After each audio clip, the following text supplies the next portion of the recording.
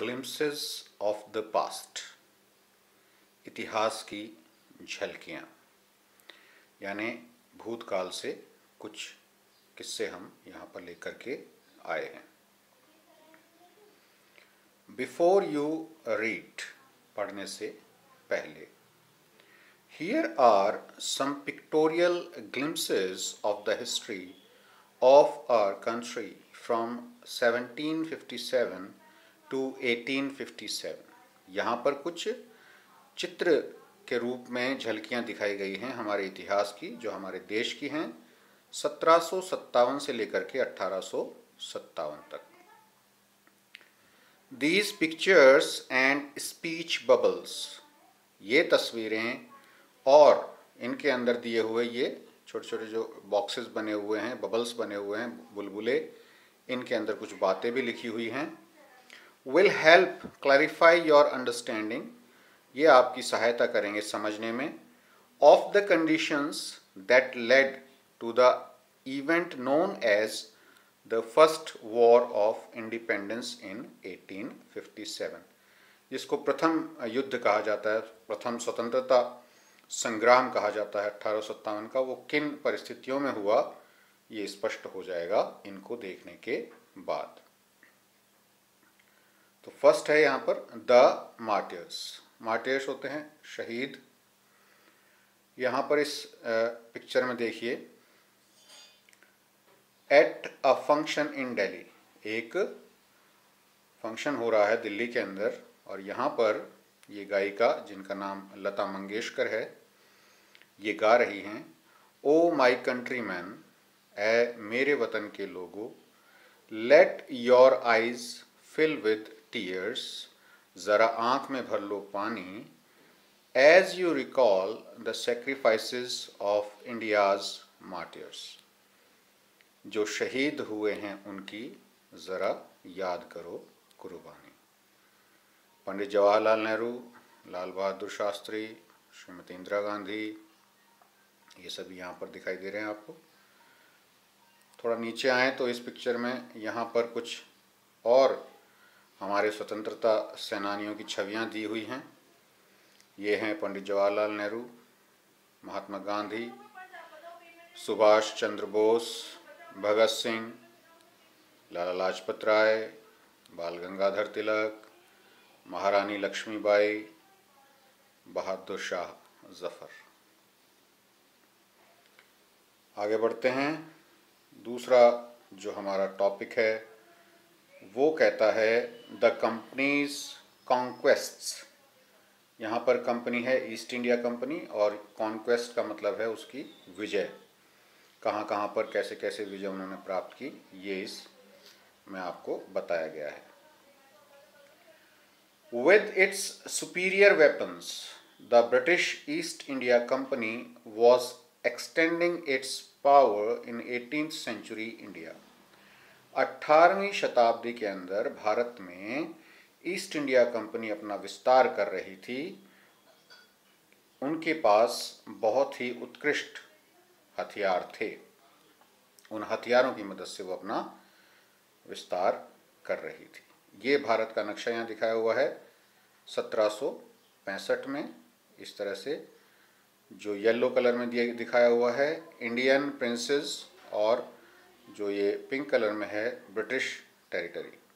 तो उस समय देखिए 1765 में कितना थोड़ा सा एरिया था, और धीरे धीरे पूरे भारत पर ही कब्जा कर लिया। इंडियन प्रिंसेस वर शॉर्ट साइटेड। जो भारतीय राजकुमार थे वो दूरदृष्टि नहीं रखते थे, यानी दूर की आगे की नहीं सोचते थे। यहाँ देखिए ये एक राजकुमार बैठे हुए हैं, दरबार लगा हुआ है, और ये कहते हैं दैट अप स्टार्ट राजा बाह, call the English merchants, they will help me to defeat him. वो घमंडी राजा बाह, अरे अंग्रेज व्यापारियों को बुलाइए, वो उसे हराने में मेरी मदद करेंगे। यानी ये अंग्रेज़ों को बुला रहा है, अंग्रेज़ व्यापारियों को अपने शत्रु से लड़ने के लिए। The people had no peace due to such constant fights. और लोग बिल्कुल शांति से नहीं रह पा रहे थे, लगातार ये जो आपस में छोटे मोटे युद्ध होते रहते थे। The rivalries helped the East India Company and it could easily subdue Indian princes one by one. और ये जो दुश्मनी थी, ये जो शत्रुताएं थी, राइवलरीज शत्रुताएं जो थी, इनकी वजह से ईस्ट इंडिया कंपनी आसानी से भारतीय राजकुमारों पर अपना प्रभुत्व जमा रही थी, अपने उनको वश में कर रही थी। A far-seeing ruler like the brave Tipu of Mysore fought the British till he died fighting. और कुछ दूरदर्शी राजा भी थे, जैसे कि टीपू सुल्तान मैसूर के, उन्होंने युद्ध किया मरते दम तक अंग्रेज़ों के साथ, उन्होंने उनकी गुलामी स्वीकार नहीं की। How did Indians react to these conquest? और जो भारतीय थे इन लड़ाइयों के बारे में, इन विजयों के बारे में क्या सोचते थे जो ईस्ट इंडिया कंपनी कर रही थी, ये देखते हैं। तो ये जनाब कह रहे हैं, thank God there is peace in the country now, no more wars and no looting by thugs. अरे ईश्वर का बड़ा धन्यवाद है, देश में अब शांति ही शांति है, कोई युद्ध नहीं होता और लूटमारों के द्वारा कोई लूट नहीं होती। It is God who send the British, और ये जनाब कह रहे हैं कि ये भगवान हैं, ईश्वर की कृपा है जो उन्होंने अंग्रेज़ों को भेजा। Our destiny is linked with them, और ये जनाब कह रहे हैं कि हमारा भाग्य तो उनके साथ जुड़ा हुआ है। और ये महोदय क्या कह रहे हैं, the white man has killed और डिथ्रोन्ड आवर किंग्स, हमारे राजाओं को या तो उन्होंने मार डाला है या सिंहासन से उतार दिया है, ये जो सफ़ेद आदमी हैं यानी कि अंग्रेज़ हैं। Some kings were not good but after all they were of this land. अब ये जनाब थोड़ा सा कह रहे हैं कुछ राजा अच्छे नहीं थे, लेकिन थे तो खैर इसी ज़मीन के। और ये कह रहे हैं, now we have become slaves of foreigners, अब हम विदेशियों के गुलाम बन गए हैं। आगे बढ़ते हैं और देखते हैं थर्ड पॉइंट में क्या है। थर्ड पॉइंट में है ब्रिटिश रूल, यानी अंग्रेज़ों का शासन। यह है 1765 से 1836 तक। Religious leaders preached ideas like untouchability and child marriage. अब जो हमारे धर्म गुरु थे, धर्म नेता थे, धर्म शिक्षक थे, वो ऐसे उपदेश दिया करते थे कि छुआछूत और बाल विवाह आगे बढ़ें। ये जनाब क्या कह रहे हैं पंडित ji Maharaj, Guru ji, anyone who crosses the seas loses his religion, जो कोई भी समुद्र की सीमा लांघेगा वो अपना धर्म खो देगा। All the misery in the world is due to women, और ये जनाब कह रहे हैं कि जितना भी दुख है इस संसार में वो सारा महिलाओं की वजह से है। The truth was that Indians had lost self respect, और सच्चाई ये थी कि भारतीयों ने अपना आत्मसम्मान खो दिया था।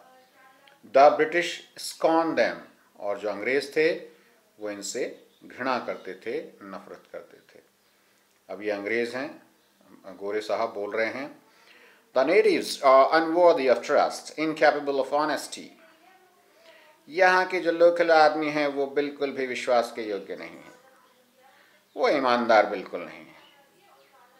और ये महोदय कह रहे हैं, true your honour but I am honest. सरकार बिल्कुल सच कह रहे हैं लेकिन मैं ईमानदार हूँ, अपनी ईमानदारी को व्यक्त कर रहा है, बाकी सारे झूठे हैं।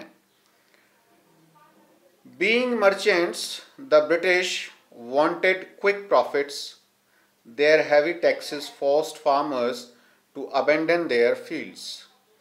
और अंग्रेज जो व्यापारी थे वो जल्दी मुनाफा चाहते थे, तो उन्होंने भारी कर लगा दिए किसानों पर और उनको उनकी ज़मीन से वंचित कर दिया। But your man are taking all my crop. ये किसान कह रहा है कि आपके आदमी मेरी सारी की सारी फसल ले जा रहे हैं।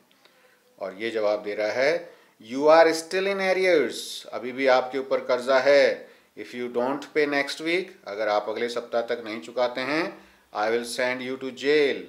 अभी तो खाली आपकी फसल ही ले जा रहा हूँ, फिर आपको भी जेल में डाल दूंगा। Still the British invented other methods which gave them more profits. इतना सब होते हुए भी अंग्रेज़ों ने और तरीके खोज निकाले जिससे कि उन्हें ज़्यादा से ज़्यादा फ़ायदा हो। अब यहाँ ये अंग्रेज़ महोदय क्या कह रहे हैं, the goods manufactured in England should not have any import duty when brought into India. Good idea. ये कहते हैं कि जो भी कुछ सामान इंग्लैंड से यहाँ लाया जाए उसके ऊपर कोई आयात कर नहीं लगना चाहिए। और ये कहते हैं कि बहुत अच्छा विचार है। The East India Company's laws began to cripple Indian industries. और भारतीय उद्योगों को समाप्त करना शुरू कर दिया ईस्ट इंडिया कंपनी के जो कानून थे इनके द्वारा। इनेविटेबली फेमाइन्स फॉलोड। और इसी दौरान एक दुर्भिक्ष पड़ा, अकाल पड़ा। Between 1822 and 1836 15 lakh Indians died of starvation. 15 lakh भारतीय भूख से मारे गए। The British policies ruined the expert artisan and their business। और अंग्रेज़ों की नीतियों ने हमारे जो कुशल कारीगर थे और उनका जो बिजनेस था, उनका जो काम था, उसको बिल्कुल बर्बाद कर दिया। यहाँ पर दिखाया जा रहा है कारीगर बिल्कुल खाली हो गया है और ये बच्चा लेटा हुआ है भूख के मारे। यहाँ पे कोई काम नहीं है इनके पास। Fourth, Ram Mohan Roy 1772 to 1833। Ram Mohan Roy, a learned man from Bengal, understood what was wrong with the country। Ram Mohan Roy एक विद्वान व्यक्ति थे जो कि बंगाल से थे और वे समझते थे कि इस देश के साथ क्या गलत हो रहा है। Let us not despise ourselves। हमें अपने आप से घृणा नहीं करनी चाहिए। Our ancient culture is great। हमारा प्राचीन संस्कृति बहुत महान है। And we are capable of greater achievements। और हम अधिक से अधिक प्राप्त करने में सक्षम हैं। We must first reform our society। सबसे पहले हमें अपनी इस समाज को फिर से बनाना होगा, इसमें सुधार करना होगा। Superstitions have been ruining us। और अंधविश्वास हमें बर्बाद कर रहे हैं। ये अपने मित्र को राम मोहन रॉय बता रहे हैं। He told his wife Uma. उन्होंने अपनी पत्नी उमा को भी समझाया। Cows are of different colors, but the color of their milk is the same। गायें जो होती हैं अलग अलग रंग की होती हैं, लेकिन उनका जो दूध होता है वो सिर्फ एक ही रंग का होता है। Different teachers have different opinions, but the essence of every religion is the same। अलग अलग अध्यापक, अलग शिक्षक, धर्मगुरु जो हैं अलग अलग विचारधाराएं रखते हैं, अलग अलग उनका मत होता है, लेकिन सार सभी धर्मों का एक ही है। He was attracted by science and modern knowledge। और राम मोहन रॉय जो हैं ये विज्ञान और आधुनिक ज्ञान से बहुत ही ज़्यादा प्रभावित थे। Knowledge should be practical and scientific. और कहते थे कि ज्ञान जो है वो व्यावहारिक होना चाहिए और वैज्ञानिक होना चाहिए। He crossed the seas and went to England to see what made the British powerful। There he told them। वो समुद्र पार करके इंग्लैंड भी गए और वहाँ जाकर के उन्होंने देखा कि अंग्रेज़ों को क्या चीज़ शक्तिशाली बनाती है। और वहाँ पर उन्होंने कहा, अंग्रेज़ों से कहा, We accept you as rulers। हम आपको अपना शासक स्वीकार करते हैं। And you must accept us as subjects, और आप भी हमें अपनी प्रजा स्वीकार कीजिए। But you must remember the responsibility a ruler owes to his subjects, लेकिन आपको हमेशा अपनी जिम्मेदारी भी अपनी प्रजा के प्रति याद रखनी पड़ेगी। ये राजा राम मोहन राय और ये अंग्रेज यहाँ पर दिखाई दे रहे हैं आपको। He started newspapers, but the suspicious British stopped them in 1823. उन्होंने अखबार भी स्टार्ट किया था, अखबार न्यूज़पेपर भी शुरू किया था, लेकिन जो शक्की अंग्रेज थे उन्होंने इसको 1823 में बंद कर दिया था। चलिए आगे चलते हैं। ऑपरेशन दमन 1765 to 1835, ये है यहाँ पर दमन की कहानी बताई गई है, किस तरह से दमन किया गया भारतीयों का। ये देखिए जेल के अंदर भारतीय लोग हैं। But the British continue to oppress Indians, लेकिन अंग्रेज़ों ने लगातार भारतीयों का दमन जारी रखा। In 1818 they had passed regulation 3rd, 1818 में उन्होंने एक और नियम पारित किया। Under it an Indian could be jailed without trial in a court, जिसके अनुसार किसी भी भारतीय को जेल में भेजा जा सकता था मुकदमा किए बिना, कोर्ट में मुकदमे को ले जाए बिना सीधा जेल में डाला जा सकता था। All the time British officers in India Drew big salaries and also made fortunes in private business. ये जो अंग्रेज अधिकारी थे बड़ी बड़ी तनख्वाह लेते थे भारत में, और साथ में फ़ायदा भी उठाते थे, अपना जो प्राइवेट बिजनेस करते थे।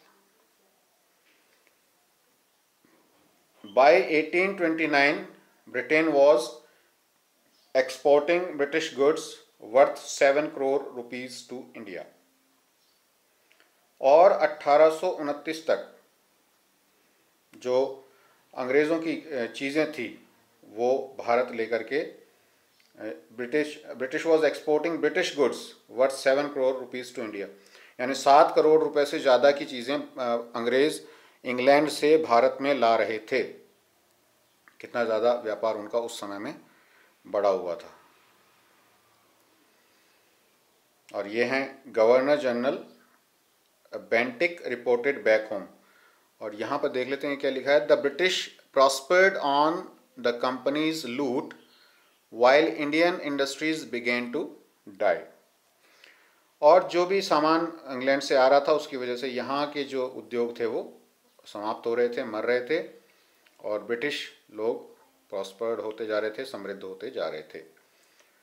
Governor general Bentinck reported back home, और गवर्नर जनरल जब वापस गए तो उन्होंने ये कहा, the bones of cotton weavers are bleaching the plains of India. मतलब इतनी बुरी स्थिति हो गई थी कि उनको ये कहना पड़ा कि ये जो कपास के किसान हैं, कपास को बुनाई करने वाले हैं, ये बुनकर जो हैं इनकी हड्डियां तक भारत के मैदानों को सींच रही हैं। मतलब इतनी बुरी हालत भारतीय कपास के बुनकरों की हो गई थी। डिससेटिस्फैक्शन 6 पॉइंट इज असंतुष्टि 1835 to 56। Education in India was in Persian and Sanskrit. Bharat में जो शिक्षा दी जा रही थी वो फारसी में और संस्कृत में दी जा रही थी। In 1835 a Englishman named Macaulay suggested a change, और 1835 में एक अंग्रेज़ ने जिनका नाम मैकॉले था ये सलाह दी कि कुछ परिवर्तन किया जाए। क्या परिवर्तन किया जाए? We should teach the natives through the English language. I agree. हमें भारतीयों को हमारी अंग्रेजी भाषा में ही पढ़ाना चाहिए। मैं आपकी बात से सहमत हूँ। English education produced clerks to whom the British gave petty jobs under them, और अंग्रेजी शिक्षा ने कई सारे लिपिक पैदा किए जो कि इन अंग्रेज़ों के नीचे छोटे मोटे काम किया करते थे। Incidentally it also produced a new generation of intellectuals. लेकिन इसके साथ साथ जहाँ पे उन्होंने क्लर्क पैदा किए, वहीं पर बुद्धिजीवी लोग भी पैदा हुए, यानी शिक्षा प्राप्त करके ज्ञानी भी हो गए कुछ ज्ञानी लोग। और उन्होंने क्या किया, ये देखिए, ये सभा लगा रखी है यहाँ पर और ये बात कर रहे हैं। We must educate our brothers, हमें अपने भाइयों को अवश्य पढ़ाना चाहिए। And try to improve their material condition, और उनकी भौतिक अवस्था, उनकी जो चीज़ें हैं, ज़रूरतें हैं, उनकी आवश्यकता को पूरा करते हुए उसको सुधार करना चाहिए। For that we must convey our grievance to the British Parliament, और इसलिए हमें ब्रिटिश संसद में जाकर के शिकायत करनी चाहिए। By 1856 the British had conquered the whole of India, और 1856 तक अंग्रेज़ों ने भारत में बहुत सारे इलाके पर अपनी विजय प्राप्त कर ली थी। ये देखिए दोबारा से अब वो कलर चेंज हो गया है, जहाँ जहाँ रेड है वो ब्रिटिश एरिया है और जहाँ जहाँ येलो है वो स्टेट्स ऑफ इंडिया हैं, राजाओं के अंतर्गत। लगभग सारा भारत 1856 में अंग्रेज़ों के अधीन हो गया था। They care little about the needs of Indians, और ये अंग्रेज़ जो थे ये बहुत ही कम सोचते थे भारतीयों के बारे में, उनकी आवश्यकताओं के बारे में। यहाँ पे देखिए, यहाँ भी एक सभा हो रही है, इसमें क्या क्या बात कर रहे हैं। Our kings have become puppets and we have lost our old jobs, हमारे राजा तो अब कठपुतलियाँ बन के रह गए हैं, हमारी नौकरियां भी सारी खत्म हो गई हैं। एंड लैंड्स, और ज़मीनें, they are converting our brothers, वे हमारे भाइयों को भी बदल रहे हैं, उनका धर्म परिवर्तन कर रहे हैं। You only talk, do something to dry them out, आप केवल बकवास करते हैं, बातें करते हैं, उनको बाहर निकालने के लिए कुछ कीजिए। 7th द स्पार्क्स, और अब चिंगारी भड़क उठी है। 1855, 1857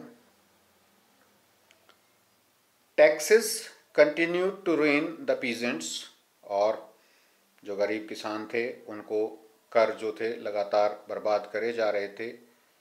इन Bengal the Santhals who had lost their lands, और बंगाल के अंदर जो संथाल जाति के लोग हैं उन्होंने अपनी ज़मीनें खो दी थी। अंडर न्यू लैंड रूल्स, जो नए नियम बनाए गए थे ज़मीन के। बिकम डेस्परेट, बहुत ही ज़्यादा निराश हो गए। इन 1855 और 1855 में they rose in rebellion and massacred Europeans and their supporters alike, उन्होंने विद्रोह कर दिया और इसके दौरान नरसंहार किया बहुत सारे यूरोपियंस का और उनके जितने भी सपोर्टर थे। ये देख लीजिए, संथाल आदिवासी लोग हैं और ये विद्रोह करके बहुत सारे लोगों को समाप्त कर दिया। Discontent was brewing in the East India company's army too, और जो ईस्ट इंडिया कंपनी की सेना थी उसके अंदर भी असंतुष्टि जो थी उबल रही थी। अब यहाँ देखते हैं, ये ईस्ट इंडिया कंपनी के फौजी हैं। यहाँ पर क्या हो रहा है।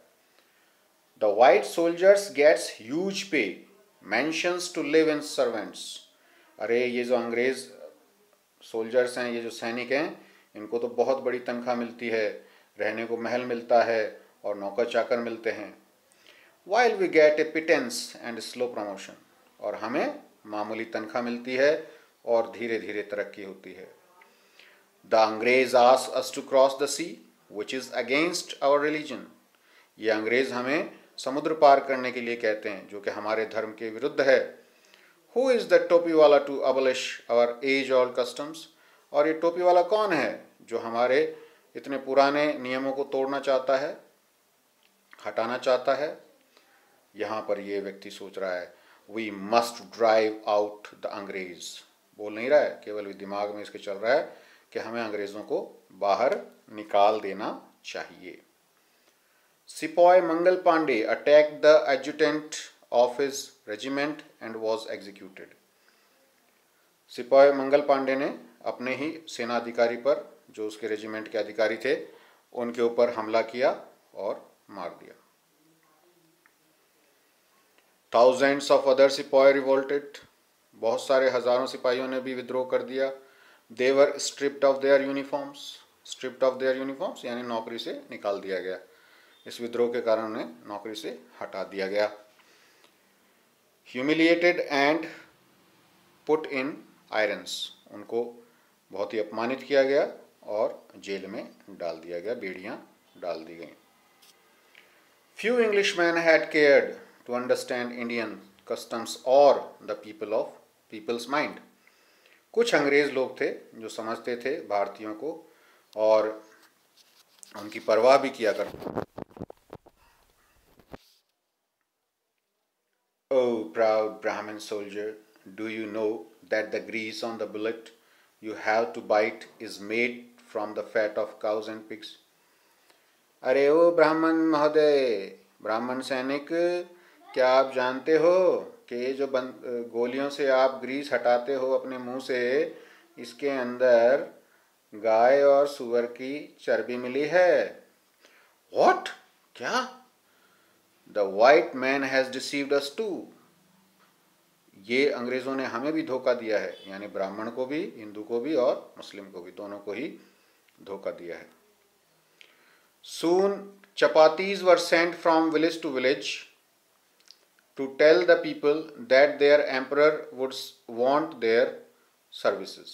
चपाती, रोटियां एक गांव से दूसरे गांव भेजी गई, जो कि एक प्रकार का संदेश होता था अपने राजा की सेवा का, कि सेवा में राजा की उपस्थित होइए, अब उन्हें आपकी सहायता की आवश्यकता है।